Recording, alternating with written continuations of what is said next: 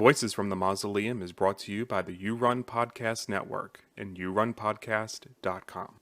And a very special thank you to our Patreon subscribers.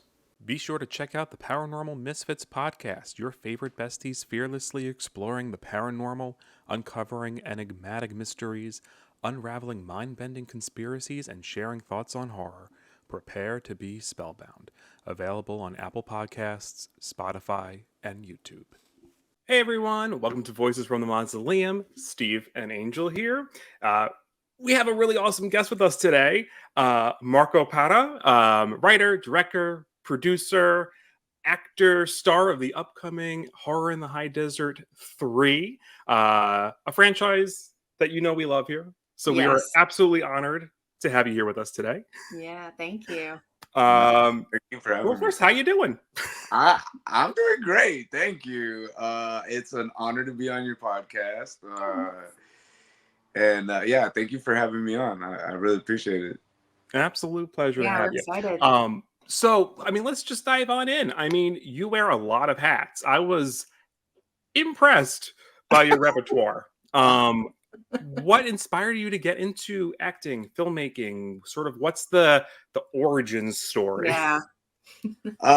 Well, thank you. The origin story is that like a lot of entertainers, when I was growing up, I was the class clown. I was the kid reciting, reenacting Beetlejuice lines and Ace Ventura and making characters in the back of the bus, and it just came naturally. It just came naturally to me is what I actually got in trouble because in class when I was in 8th grade for doing these voices and being a clown, and my teacher was like, listen, either you're gonna do a month of detention or you be in this play that I'm directing. And I was like,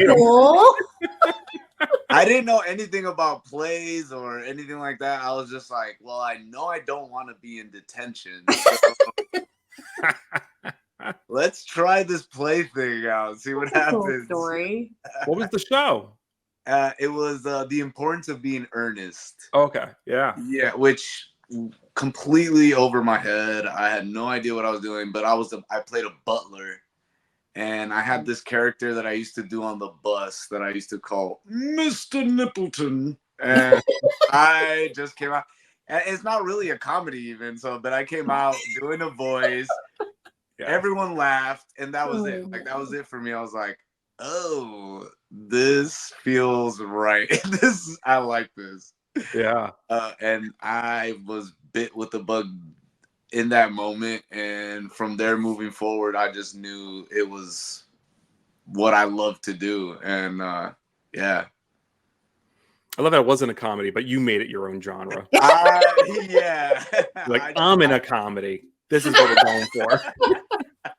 I just gave it my style, my brand of drama was comedy. Yeah, that's a cool story. I feel like teachers, when I was coming up, they were just mean. Like when people just played around too much, so it's cool that like this teacher must have seen something, right? She must have recognized something in you to be like, okay, A or B, which one you want to do? That's really cool.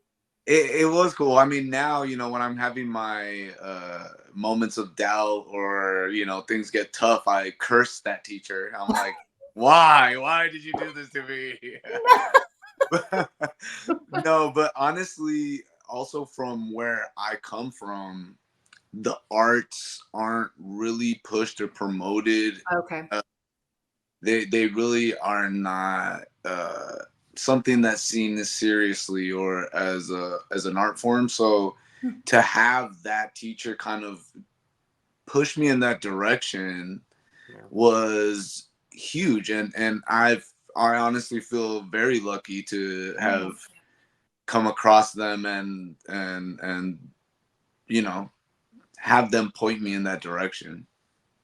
Yeah. Did you ever reconnect with that teacher afterwards? I did, actually. I sent them a Facebook message. I was like, wait a minute. I need to reach out to this teacher and let them know Yeah. like what I've been Yeah. doing, you know. And I Aw. reached out to them. I was like, you know, thanks a lot for your Aw. influence, and you know, this is what I've been doing, and Yeah. yeah, it was that, you know, and they were like very happy and supportive, so that was great. Yeah. Yeah. I'm sure that like made their year, you know, like Yeah, I'm sure it meant a lot. so many teachers, right? They send off students, they don't know what the hell happens with them, Yeah, right? yeah, That's yeah. yeah, Or sometimes I don't even know the influence that they might have, like they even, don't. you know, negatively or positively, you know. And thankfully that Exactly. was a positive, Yeah. was a positive one. And yeah, I felt like it was important for me to reach back out to them and let them know like, hey, you actually like made a difference in my life. Aw. I love that. That's a cool story. I really like that one. Thanks. Um, so when you are is more specifically with acting, when you're getting ready to take on a character rather, what is sort of your process for getting into character and developing that story? Well, basically, first I start with the script. Yeah. So I'll go in there and start just dissecting everything and Yeah. Mhm. seeing like what's my character wearing? What is he doing? Where is he at? You know, who Yeah. does he talk to? How does he talk to them? And so I start like just becoming this detective of just Yeah. trying to figure out all these little things. You know, what do other characters in the script say about my character as well? You know, Oh, so yeah. Okay. all Yeah. these things, and then Yeah. I kind of think of how I'm similar to the character, how I'm different, who in my personal life do I know that kind of is like this, or do I Okay. know people like Mm. this? Yeah. And then so I start forming you know, their the way they think, you know, the archetypes of who I have in my life that I feel like match the character. I'll start to bring them in and influence them, and start thinking of like, you know, what music do they listen to, you know, Yeah. set up a backstory of, you Yeah. know, influences or life, you know, before they got to this point in the film. And Yeah. so that, yeah, that's pretty much like the way I like to dissect the character and kind of like step into it. Yeah, because I will say, and I know we're going to talk about these kind of things more in depth as we kind of go through the conversation, but like from what I saw you in most recent compared to we got the screener for Firewatch, very different individuals. And so getting to see like the versatility in what you can do, it's interesting to hear you talk about like how that happens because they're very different characters. And I'll bring that up again later when we dive a little more into that. But yeah, it was crazy to think about, you know, the contrast. I mean, there are actors and actresses that are, you know, huge names, been acting for 40 years, and like they play the same thing in every single thing that they are in. But my exposure to you as an actor is that you have very different things that you're capable of doing. So it's cool to hear the process. That's cool. No, thank you for saying it, because I do feel like the one of the big reasons why also like I loved acting is because I can never like, I'm terrible at making decisions. So it's like, you know, I want to be this or I want to be that. I want to know, I want to be this, I want to be that. And Yeah. in acting, you can actually be like so many different things and so many different people. And Yeah. for me, I love that aspect of acting, is being like people that are completely different from who I am, Yeah. and individually like character wise, like characters that are different from each other as well. I Oh, think wow. Yeah. it's just fun. It's fun. Yeah, but I love how you know you describe it as really grounding it in parts of reality, right? Yeah. Finding that little hook, that like thing that you can relate to, whether it's Yeah. through someone else or a different lens. Like that's really sort of how you craft it and make it your own, right? Yeah, absolutely. And you know, human behavior to me is so interesting. And Yeah. so, like, I feel like those are the kind of the foundations of, you know, our character, who we are as Yeah. people, and you know how we behave, and why did that person do that, like, you know what I Mhm. mean, just Yeah. really diving into those things. And I think that even, you know, even like a villain, right? Like a villain doesn't think they're villains. They just think they're, they're doing what's right for them. Mhm. And so Sure. yeah, but it does ground and make just like a layered character. Yeah. You just made. I'm gonna just throw in because I tend to go off the rails sometimes. Angel can attest to that. You said villain, and it just like it made me. I have like the perfect question. If you could, if you could play a villain from any Shakespeare horror movie, whatever, any villain, what would you want to play? Oh man, that is a great question. I mean, off the top of my head, my favorite probably like comic book villain is the Joker. Ooh, Yeah. yeah. And I mean, he's already been played so brilliantly by Heath Ledger and Joaquin Phoenix, in my opinion. I don't know if I would want to touch that, but it would be the most fun because he's so unhinged. He's so unpredictable, and I just wonder, like, what's in that brain? Like, what is, Yeah. Yeah. I would probably have to say the Joker. I love that. In horror, that's tough because for me, like horror, like my favorite horror is like possession horror. Yeah. Oh, So, okay, fair. That's one of my favorites too. So like The Exorcist is my, maybe someone possessed. I don't know. Well, I was gonna say, yeah, maybe you could be, like play a possessed Yeah. person. That'd be fun. Get some contortion going, Yeah. Can you spin your head? I can. See, as an actor, you're always supposed to say yes, I can. And then we figure it out later. Just dislocate some joints and Oh no. Anything for the art. Anything for the art. Yeah. Sorry to derail us, Angel. I just, No, what's so funny, y'all? You asked it very seriously, and Marco, you answered it very seriously. But all I could think was Disney villains for some reason, and I was like, "Oh, this is going to be an interesting." And then I'm like, "Angel, there's Disney." So I was like waiting on like a Scar or like like something, but that was just funny because that's immediately where my head went. I didn't even go in the direction that y'all to did. Disney. Yeah, that's funny because actually yesterday I did a read. We did a stage reading for a film, and the influences were, I don't know if you all have seen Reanimator. Yeah. So Reanimator and Death Becomes Her were the inspirations. I love both of those movies. So in this film, there's a villain which I played who is very much like a Jafar. Like he has mustache twirling energy. Oh. It was the funnest. It was so much fun. So much fun. I gravitate. If I had my pickings, I would always play a villain, honestly. Yeah. Yes. More fun. Absolutely. Yeah, villains have the most fun. I can see that. Plus, it's acting. No consequences. You can just be as awful as you want to be. Exactly. There you go. You could be an asshole and no repercussions. And yeah, so true.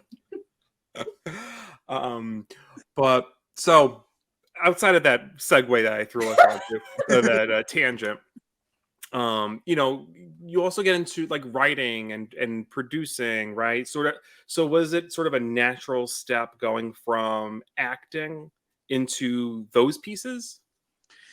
Well, what really happened was that it could be very difficult as an actor to wait around and get an audition or selected to be a part of a project. So there was a stint where I wasn't really working a lot and I was getting very frustrated, and it affected me a lot because I knew that this is what I want to do with my life, and this is my passion, and really like I'm not doing it, so I'd always been I've always loved to write. I just Mhm. never applied it to the industry. And then Okay. this actor friend of mine, I kind of, I reached out for like some comfort. I was like, oh, I'm going through a tough time. Like, I'm not working. I need help. Yeah. He's like, why don't you write something? Why don't you Yeah. put something together? And I was like, but he's like, no buts, Just just do it. do it. Let's do it. And so That's a good friend. I always like give him credit for, starting me, pushing me in that direction, because it honestly was, I gotta say, life changing, honestly, like, Yeah. especially for my career. And not only that, but like just as artist, and as a person, and just kind of like bringing together what I kind of like observations I have of society, or things that kind of bother me, and kind of packaging it in something that could be entertaining or different, and like, kind of voicing my opinions in my art. And it's been an actual like difference maker in my career. Yeah. Yeah. Is that so? You did, you have a short film called Preggers. I do, yeah. And so my kind of leading away, like kind of piggybacking off of what you were just talking about, is was this one of the first things that you wrote, or had you written things prior to Preggers? I had written things prior to Preggers, but Preggers has been my biggest project to Yeah. date. So like I had done a couple of other ones. I did one called Killing Edward with a ventriloquist dummy. Oh, okay. Mm. And it was a thriller, horror light. Uh, Hmm. Here's some and Twilight Zone goosebump vibes, right? yeah, it had like, Yeah. so basically this actor has been trying forever to get into this showcase, and this particular director will never select him. He's like, you're trash, get out of here. Yeah. And his act is with the ventriloquist dummy, and the Mhm. ventriloquist dummy tells him, hey, kill this director so that you could get into the showcase. I love that. And so that was one of the first ones. But the very first, the one that when my friend told me, right, Mhm. it was a comedy series called Chasing Skirts, and it was just Hmm. very like Judd Apatow kind of 40-year-old virgin type Yeah. comedy, Yeah. about two single guys just kind of, navigating the dating scene in LA. Okay. Yeah. Yeah. Yeah. So, speaking of Preggers, which I had the pleasure of seeing it Thank earlier you. today. So there's a Bruja character in it, and there's a lot of interesting components to it. And I know Angel and I were both wondering, like, so what sort of influence does sort of like culture have in your storytelling? Yeah. Well, so initially it was just so basically like to present, like, I wanted to promote empathy in men when it came to, decisions that women have to make when it comes to their own body. Mm. Hmm. And so I thought, how can I make that happen? Because obviously men, cis males cannot, get pregnant. So I kind of was influenced by, a lot of things in our culture. Brujas and curanderas are taken seriously, so they, Yeah. people that don't like it are afraid of it, and are like, Mm. but they truly believe that it's Yeah. real. And then Yeah. people that, actually practice it or are Yeah. about life, like, obviously it's very real to them as well. So I thought that's a good bridge for me to kind of use to get this message across of like, Yeah. we have skeptics who believe it, and, obviously people who believe in it that are with it. And maybe this is a way where I could say, oh, this is how a man got pregnant, and like what would the world be like if men could get pregnant? Mm. Yeah. What kind of judgments would we make? Would we have the same type of energy, politically, when it came to abortion or Mhm. contraceptive, so Yeah. that kind of the impetus for that story. Yeah. I think like this one was a like ahead, like obviously like now, because so this was our first time watching it, so we both were able to watch it before we chatted. And if this like post Roe v. Wade, right, these kind of things just hit very different. And so I was amazed at how well, without doing any spoilers or anything, I was amazed at how well you tackled the subject matter and still managed to make some of it funny. Like there's parts in this that were just, they made me chuckle, and like I was like, oh, that's funny. Like, and it was just this very really like interesting mix of feelings. It was a very heavy subject, but it was handled in a way that I felt was both respectful but also sometimes comical. So I thought that was really cool too. Thank you so much for saying that, because Yeah. that was definitely the aim. Sure. Because I feel like comedy is a good entryway of like presenting certain things that are tough to talk about, Yeah. and also like I feel like it could. So another one of my goals was not to kind of just preach to the choir, but also try to bring in people that maybe have different views and are more open to watching it, because they're like, oh, that's funny. Like there's a guy that gets pregnant, or there's like kind of these wacky things going on. Like, Yeah. I'll watch that, Yeah. And Yeah. maybe they just think, maybe it makes them think, and Yeah. that was my biggest goal. So I appreciate that you took that away from the film. No, I did. Yeah. So one of the first things I ever did in the book world was an anthology that was a charity anthology, and it was full of stories about reproductive rights. And it's very near and dear to me. Obvious, I mean, probably pretty obviously so, but it's very near and dear to me as just a human being, as a woman. So it was cool to see that take on it, because you never know, when men take on that topic, it's not always a fun time for the women. So Yeah, yeah, yeah. and this, That, no, I think you handled the subject matter. I think the messaging is very, very clear. Thank you. And yes, I was very like aware of that as well. I was like, Sure. I don't know if this is a story. I just, like I said, I just wanted to kind of be an ally as well, like, and say, Yeah. these are my feelings about it. Yeah. Maybe just give it a thought. Like, what? Yeah. Be empathetic and see, how would you truly feel, if Yeah. you were in those shoes. Yeah.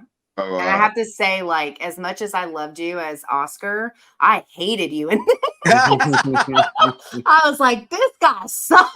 I fucking hate him. But I know that's rightfully so. But that's kind of what I was getting at earlier, is the difference in feelings about the characters that you play. Because I hated, I mean, obviously, this is like most of the story is me hating you. But then but when we get to the next subject matter, when we get into like Oscar and stuff, I was like smitten. I was like, I love Oscar so much. And then watching you play this other character, I was like, ugh. I mean, speaking of, playing a villain, complex Yeah. characters, it's quite fun. right, yeah. They come in many different forms, right? Yes, Yeah. they do. Well, another question that, I had sort of in line with that was, in your acting, in your writing, in everything that you're creating, what is kind of the legacy that you kind of want to leave and impart people with? I definitely would love to just kind of continue to express my feelings about things in society that I may not like align with, or things that kind of rub me the wrong way, and kind of repackage them, repurpose them, make it fun, but also try to just provoke thought. Yeah. I would love that and provoke thought and create a fun time for the audience, while doing it. Yeah. Because there's nothing worse than like getting on the soapbox and being like, then a lot of times it's like an after school special type of situation. Yes. You know what I mean? So it's like finger wagging never really, did much for Yeah. something. Yeah. Mm. Yeah, I think you said the word preachy. Like that's you're right. Like that's how a lot of that stuff comes out. Yeah, for sure. Yeah. So something that's fun but thought provoking, and hopefully if I know it's cliche, but really if I could change one mind, like Yeah. that would be incredible. Yeah. Yeah. Absolutely. Yeah. So gonna kind of jump into like the horror in the high desert. I call it segment. That sounds a little too formal, but that's where I'm going next. Were you familiar with this? Did you know about the first horror in the high desert when you ended up being a part of Minerva? I did when I was a part of Minerva, because I watched it Okay. before doing Minerva, because I was like, well, I got it. So backstory is Dutch and I actually went to acting school together. So when we first Oh, That's came awesome. to LA, that's cool. Okay. he lived in the same apartment complex that I lived in, and we went to the Oh, school, and we were all like a little gang, a little group, that we, from that apartment complex, and we'd go to Yeah. parties and just, do what young people do. Uh, and then we kind of lost touch for a little bit. Yeah. We didn't really communicate.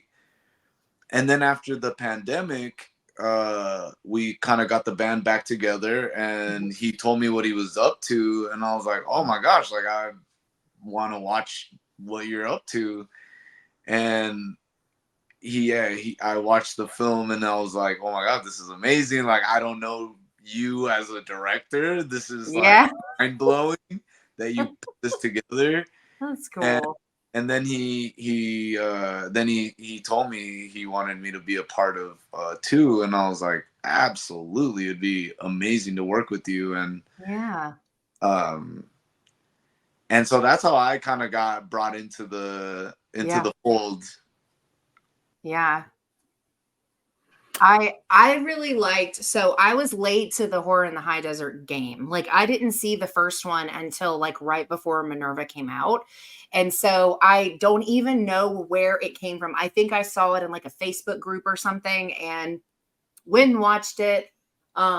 Told my previous co-host for Found Footage Fridays, because we have like a whole series where we just talk about found footage, and now it's just Steve and I.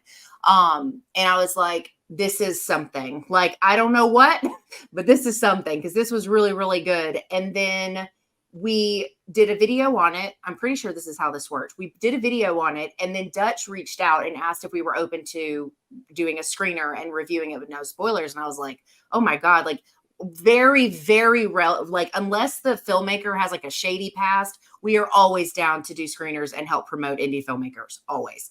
And so like we did the screener for 2, which we also loved. And so we've all been like waiting and waiting on the next one. We're like, okay, any minute now. And then we finally got some information about it, and then obviously watched. We got to see Firewatch because we got to see a screener of it. And it's been incredible because found footage for us, even as much of a junkie as I am for found footage, like it's so hard to make a franchise of found footage and it be really, really good.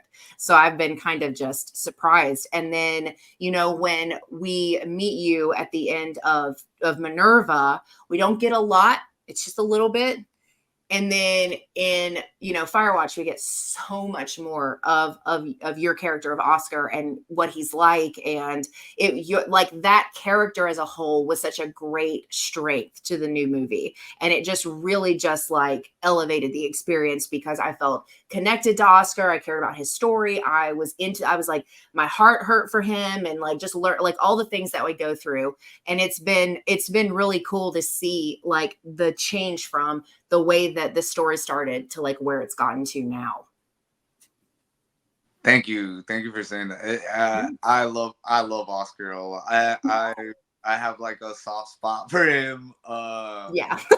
Yeah, he's just like, he was one of the characters that I've played that kind of really has stuck with me. Like, I still Still now, yeah, still now, and actually, like the experience of the shoot also was one of I'll never forget. It was just all around incredible experience, and so many crazy like things happened, but it was amazing. Scary things?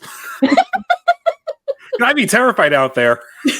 Oh, there's some stories. There's some crazy things happen. Are we allowed to discuss? Obviously, I mean, it's not that to the movie. I mean, this is real life stuff. Yeah, I think so. I wasn't told no about this. So I mean, I could say that part of the film takes place at an old mine. Right. So we were actually shooting in a mine, which was about an hour and a half outside of the town that we were staying in. And so we go out there during the day. We kind of stake everything out. We plan the shots out. It's going to be a night shoot. So sun goes down. We start shooting. We're in this old mining like structure, and there's a point where I have to like scream at the top of my lungs because I see something. Yeah. And so I'm in there and I'm looking around, and Dutch wanted to they didn't tell me they were going to do this, but they threw a rock up onto the roof, and I wasn't expecting it. And I was like, ah! I yelled like I sounded like a teenage girl. Love it. Get those high notes. I didn't know I could reach that level.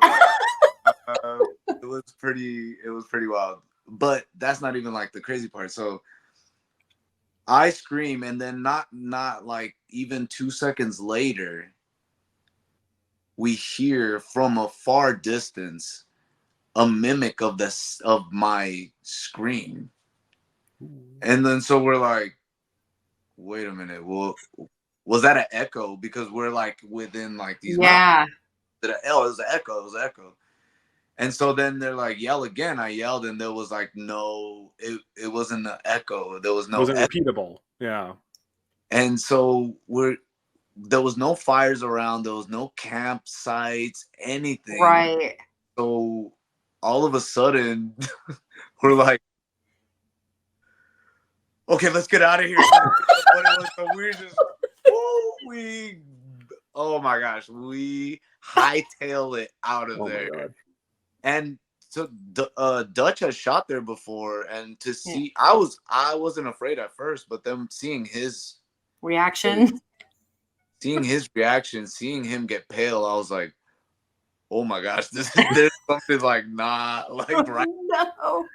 And yeah, so we hightailed it out of there. On the way back, we owl almost hits our car. Yeah, like so we're swerving. Come to find out, there's these things. I don't know if you guys have heard of these. They're called skinwalkers. Yes. So when you said the mimicking thing, that's immediately where my head went. So apparently in that area, there has been multiple sightings of skinwalkers. And we didn't learn this till after. And I'm getting goosebumps now. Me chills, I know. And so, yeah, that part was pretty wild. It was wild. Yeah. I'd be horrified out there. I mean, so this franchise. You won't catch me out there. There's no way. Just watching this franchise, these are like one of the only few movies where it's hard to watch it with the lights off for me. Yeah, and I'm usually like, I've seen a lot of horror movies. This is a horror channel.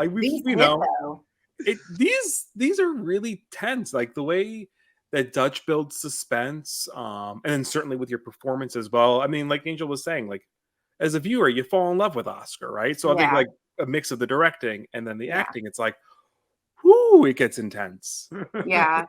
And of course, when you see like you're automatically worried about him because you care about him.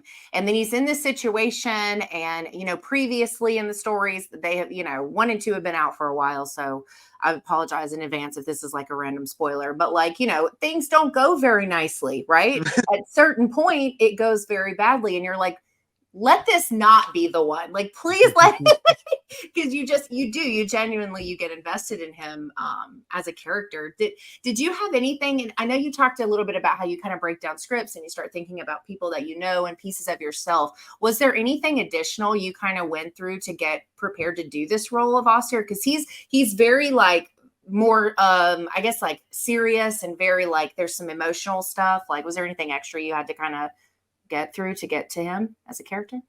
There was a lot that I related to with Oh, Oscar. okay.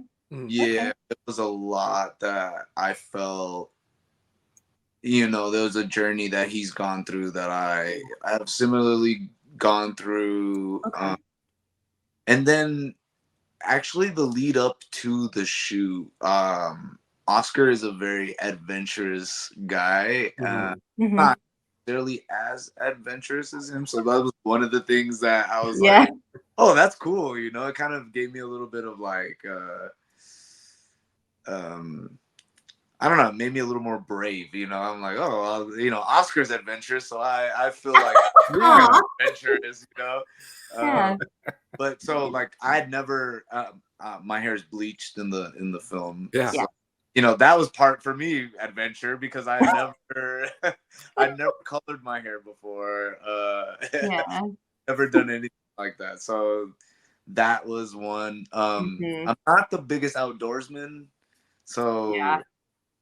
being out there and kind of experience what like Oscar wasn't necessarily an outdoorsman either. Right. He's out there trying to find himself. Yeah. And I Yeah. feel like in that I could relate so much to him. Yeah. Yeah. And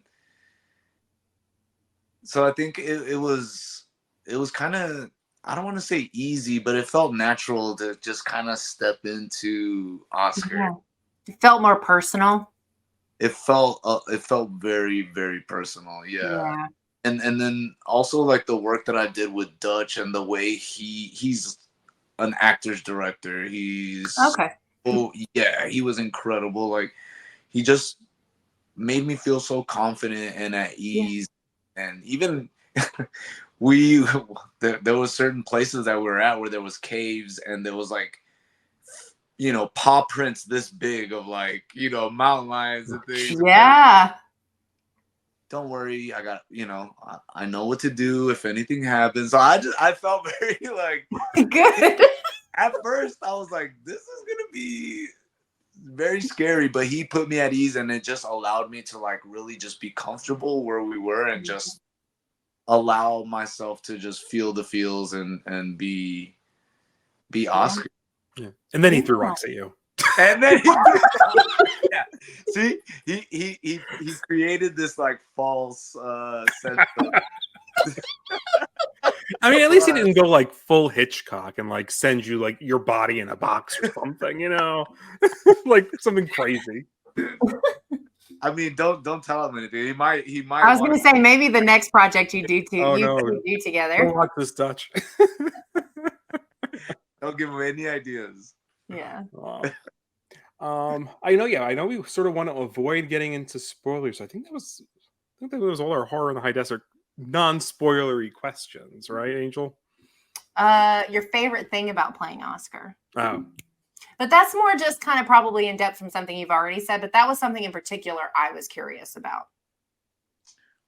Yeah, no, I think my favorite part of being him playing Oscar was it brought up things in my own life that I was like, what's hindering me? What are things that I feel like what's my personal journey and where am I at in that? And yeah. Also reflecting back on how I got to this point and the things that I kind of weathered to get here. Yeah. So Yeah, it's very, I think it comes through in the performance how connected you are to Oscar. I mean, I think it's very clear because like I said, the emotional stuff just, you care as a viewer. You're just like, you're so invested. Like, you don't want anything to happen to him. Yeah. thank you. It shows. Yeah. And I swear I'm not kissing ass when I say this, because Angel and I are very honest on this channel when it We comes are. to things. This is one of the best performances I've seen in a found footage film. I agree. I'm going to be honest with you, Marco. It I really, agree. truly was. Wow, thank you. Honestly, that really means a lot to me. Thank you so much for saying that. Yeah, you know, sometimes being in this industry, you get shot down so many times. It's Yeah. sometimes you question, you know, like, what Yeah.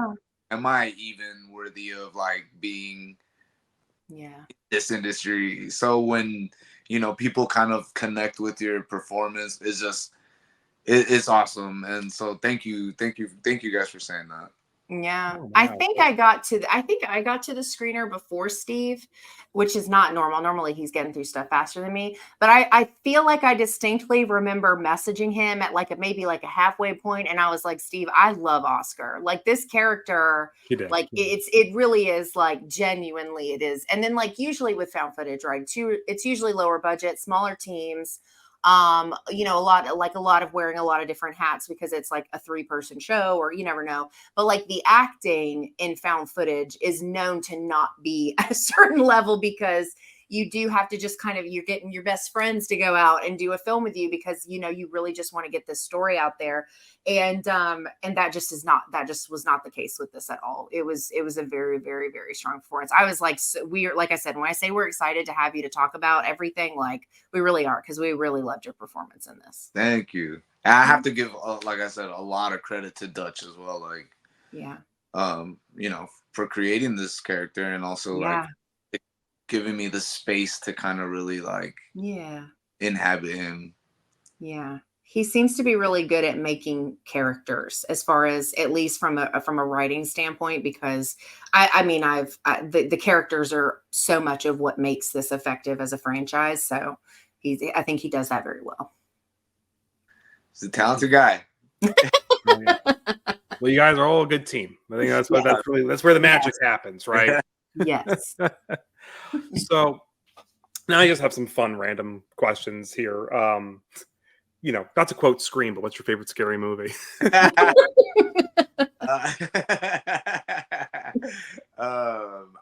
mean, the film that I still go back to now is The Exorcist. I just love The Exorcist so much. I just feel like it's 70s horror for me. Okay. It is just high on the list. I love The Exorcist. The Shining is one of my favorite films. That's a great one. Carrie, The Omen, you know, these films, like, when I watch them, they still creep, like, I still get kind of, you know, there's just about 70s horror that, because I feel like it's taken so seriously, not that films now aren't, the horror films aren't, right, but there's just something about them that just give me the, like, creeps. And Oh yeah, I think it's probably a mix of, like, they're not quite as polished as modern horror films. There's sort of like a grindhouse sort of quality. A little gritty. Yeah. A little more raw.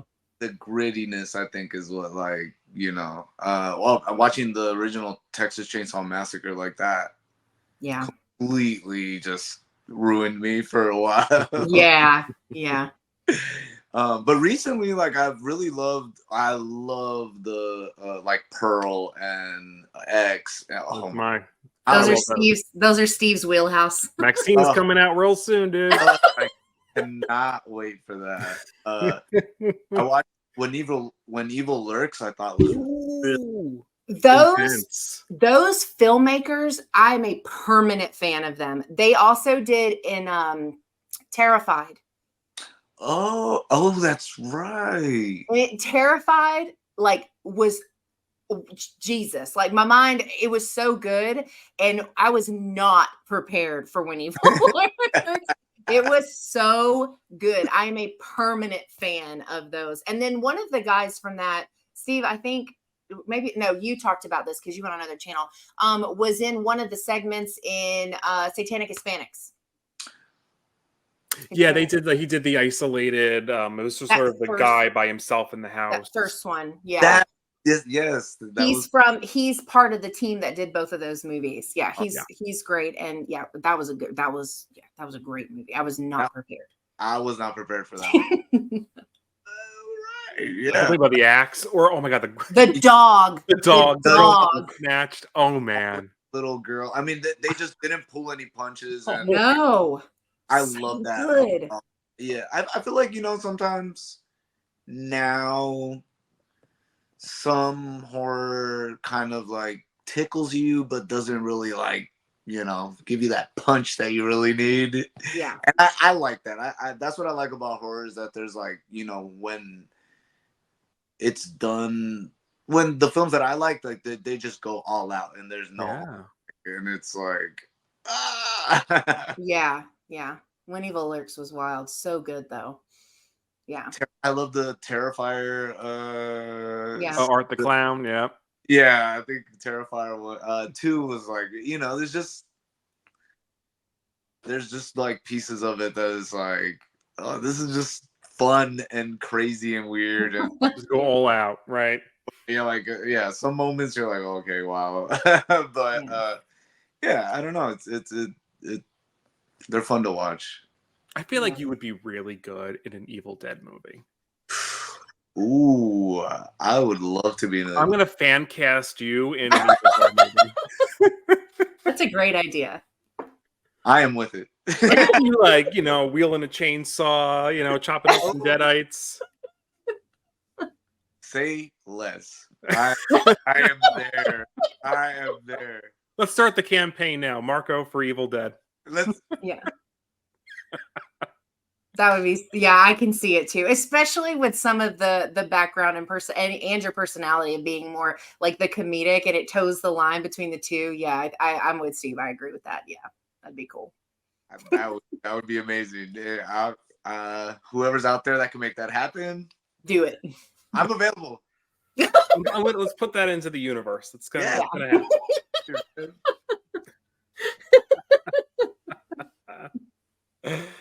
Oh, so I have my one last my Mount Rushmore question. I don't know if did we skip any? Angel? I've got two that we didn't technically answer that were DM'd to me. So you want to do those first? Yeah, I can. So one of the questions that got messaged to me was, what was it like working specifically on a found footage set? It was very different from anything else that I've worked on. Mm-hmm. Very fast-paced and fun, and there was like no real downtime, which for me is amazing. Like I love. It took me back to. It was very run and gun. Okay. Yeah. And it was just fun, high octane, like just always happening. So yeah, very, very fun. Good. The other thing, it's kind of can piggyback off of that actually, was, did there have to be any goofing off on set to keep things light during more intense shots? Yes, there was a lot. There was a podcast we kept referencing. I can't recall what it was called, but so a lot of the actual places that we shot were about an hour or so away from where we were staying, so there was a lot of driving time. Sure. Oh, yeah. And so in that time we were listening to podcasts, and one of them was about alien abductions. Oh no. And so there was a recording of a woman who was abducted in the 70s, I believe, and they were doing like therapy sessions with her, and they recorded them, and she was like she was talking about the aliens, like they took her, and they were saying like that they wanted to probe her. Yeah. And so it sounded like she said, she didn't say this, but she said they wanted to stick it in my a-hole. So So the whole time we're just saying like, "Stick my a-hole." Oh my god. Yeah, yeah. So me and Dutch and I were hysterically cracking up, and then David, who's also in the film, Mm-hmm. and Dutch's husband, he was just looking at us like, "Grow up." But yeah, those moments, like just the car rides, were us just completely being goofballs. Yeah.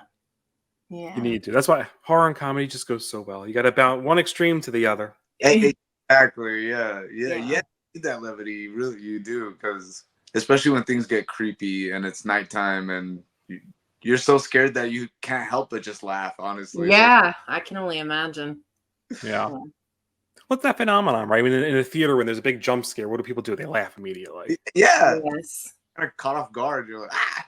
Relieve the tension of the moment. Yeah. You got to laugh it off. Yeah.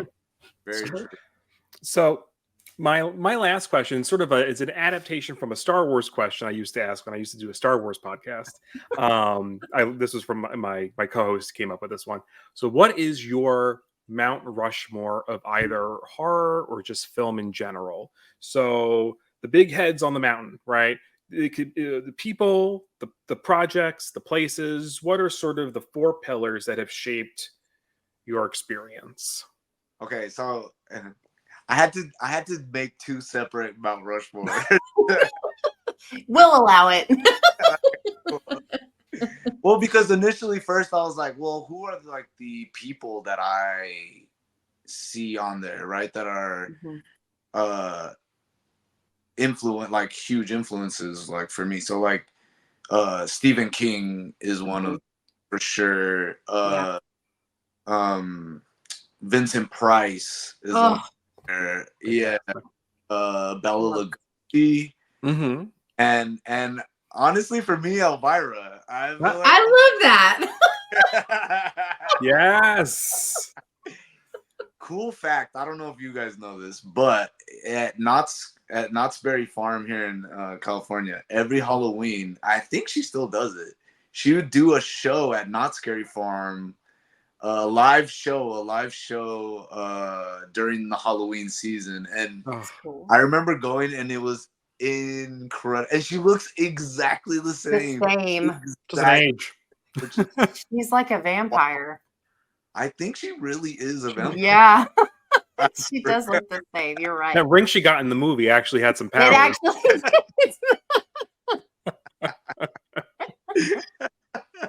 He just honored her too on like one of RuPaul's shows. Oh, did they? Yeah. I don't know. She got some ally or no. She actually, I think she does identify. I think she's bisexual actually. Yeah. They gave her some sort of lifetime achievement thing. Yeah, she's just like someone that, like, even growing up, she was one of the first images of, like, I was like, who is she? What is she about? And but also, like, character wise, I feel like the Mount Rushmore for me is Pazuzu. Yes, is one. Pinhead. Love it. Leatherface. Yes. Leatherface and Michael Myers, you know. Okay. Yeah. Fantastic. I love it that you had to separate real people. Yeah. Characters. There has to be a separation. There was even like there was one where I did like Edgar Allan Poe and Guillermo del Toro. That question is tough. That's a tough question. So it's really more like a mountain range Rushmore. It's really right. At this point, I have like a Grand Canyon of I love it. Yeah. Well, thank you again so much for coming on. This was a blast. Oh no, I really appreciate it, and it's really funny because my uncle, who is an extreme horror fan, like he's a level whatever, like and he came across your podcast and he sent it to me, and that's what he was like, oh, check this out, like they're talking about Horror in the High Desert, and I was like, oh wow. And then So then I saw the pod, and then I was like, oh, this is awesome. Like, that was so cool. So that's how I got introduced to your podcast. That's Oh, that's so awesome. funny. I love that. Yeah. And so thank you for speaking so highly of the film. It honestly is like, this is the first time I've been a part of any project that just like has been talked about in any kind of way like this. So that is really cool. And, you know, having me on and you know, the fact that you guys connected with the work that I did, just like, it was like really awesome. And so I can't tell you how much I appreciate it. Oh, yeah. Well, I'm ready for you. everybody else to feel it too. Yeah. I'm so ready to see, because I know without a shadow of a doubt, people are going to eat this up. They are going to love Oscar. They're going to be so pumped about this when they finally get a chance to see it. And I'm like, I can't wait to see the post about it, because I know it's like, it also feels kind of special, but I did beg a little. I was like, can I please have a screening for this one? You know, but it was just that, again, huge fan of found footage movies. And so I'm like, and and both of us were such huge believers in promoting indie content, whether it's actors, filmmakers, writers, everybody, you know, that's in the indie film, you know, world. And so it's always important to us to be able to do that. And so we were so excited to be able to watch it early. And I'm genuinely cannot wait for people to just fall in love with it and to fall in love with Oscar, because I know it's going to happen. Thank you. And we're sitting on like a really well-kept secret, you know. It does feel kind of like and I almost like want to keep it to myself because it's so fun and so good. But no, it needs to be shared. It needs to be celebrated. Well, I mean, yeah. You've had it for a few months, so it was unique. Yeah, I've been selfish long enough. Yeah. But no, I appreciate the fact that you guys help independent, because you know it's podcasts like yours. It's people that believe in the things that are being made outside of just the studio system. Yes. Mm-hmm. We need that, you know, so much. Yeah. Yeah. Thank you guys for helping promote that as well. Yeah. Oh my gosh, it's absolutely our pleasure. It's important to us. Yeah. Like, yeah. And we'll have, you know, and we're excited to see what you do next. And like, yes, you're more than welcome to come back. And this is, even if it's just a chit chat, you know, we don't even have to record an episode. Anytime. Look, yeah. I'll be here. I'll be posted here. I'm not moving, so whenever you need me, I'll be playing Street Fighter back here. There you go. Yeah. So outside of Horror in the High Desert coming out soon-ish, hopefully soon. Yeah. Where can people find you? Do you have anything else sort of coming out in the works? Well, if you want to see everything that I'm doing, I'm on Instagram. That's my main platform, and it's Marco A. Parra, Parra, and then _ the dreaded _ I'm actually doing a play. So if anyone's in Los Angeles, I'm doing a play for the Hollywood Fringe coming up in June, the 13th, 21st, and 23rd. Where I'll be playing not another, but I'll be playing a villain type character. So I'm excited for that. Yeah. And PREGGERS will be a part of a streaming service called A+ that should be rolling out soon. So yeah, I'll keep everyone and yeah. As far as you know, is this like an app, a website on the? It's an app. It'll be on an app. Okay, cool. Yeah. I think it will resonate, and I think it will entertain people to see PREGGERS for sure. The name alone is intriguing, right? Like, thank you. Yeah. Cool. All right. Well, thank you so much, everyone, for checking us out here at Voices from the Mausoleum. Be sure to catch Marco in Horror in the High Desert 3, Firewatch, and we'll see you guys real soon. Bye.